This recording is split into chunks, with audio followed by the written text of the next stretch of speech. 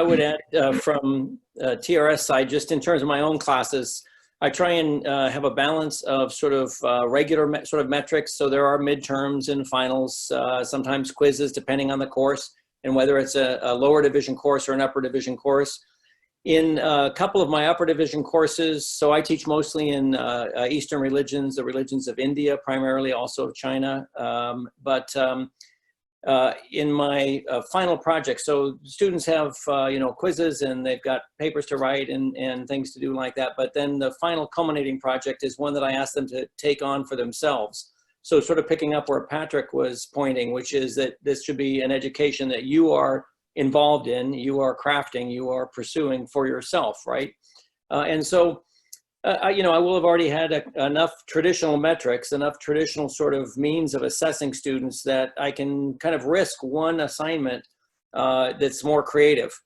And so usually I offer about 6 options, and 3 of those are stories that really force a student to write a paper about the content and the ideas of the course.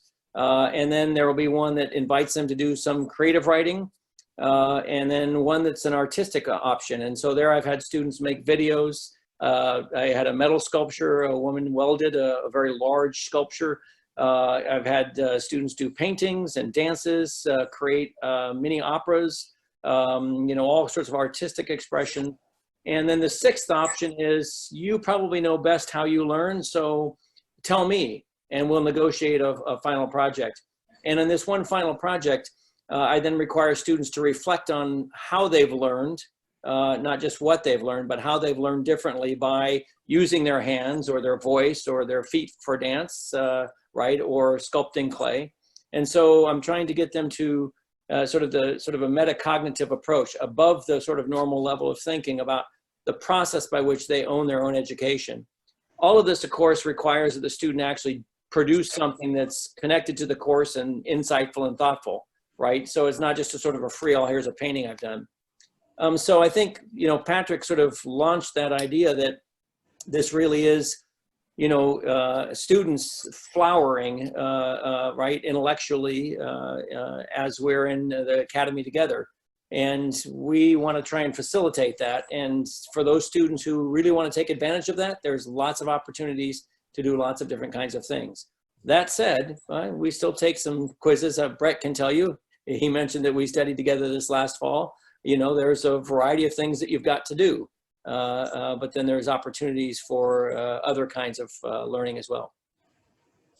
Speaking of the difference between high school and college, my freshmen, especially during the first semester, frequently come at the end of class and ask me, what do you want me to do for next time? And I cannot tell you what I cannot want things instead of you. You're the one wanting things. You have a general assignment, and you have to dig into this assignment and find out what you like. So unlike high school, we don't have regimented tasks, regimented assignments. There is no plan for your assignment. There is no one unified essay topic. We work with you to help you develop your topic, and there are certain steps that we make sure you take. Some students like to skip the steps because, for reasons that I never understand, but probably because they want to be more free and escape the structure of approach, the method, but that's not the freedom that you want. You want a freedom within the method. Methodos, by the way, is a Greek word which means pursuit, like hunting pursuit, the pursuit of an animal. Socrates, Plato, actually developed it through his Socrates. And the methodos that he speaks about is the pursuit of truth. We want to hunt it even if we don't catch it ever. But anyway, so this is, you have to get involved with what your project is, and you have to take the initiative. You cannot be passive. You have to be an active learner. Yeah, I would agree with that. I would just say the biggest thing that I noticed is that the two things pertaining to freedom is that there's a lot less busy work. So you're in charge of being accountable for yourself, and there's a lot less hand-holding. It's not teachers ensuring or professors ensuring that you've done the reading the night before. It's expected, and you make the most out of what you're getting from the classroom, and then the professors will often like supplement that.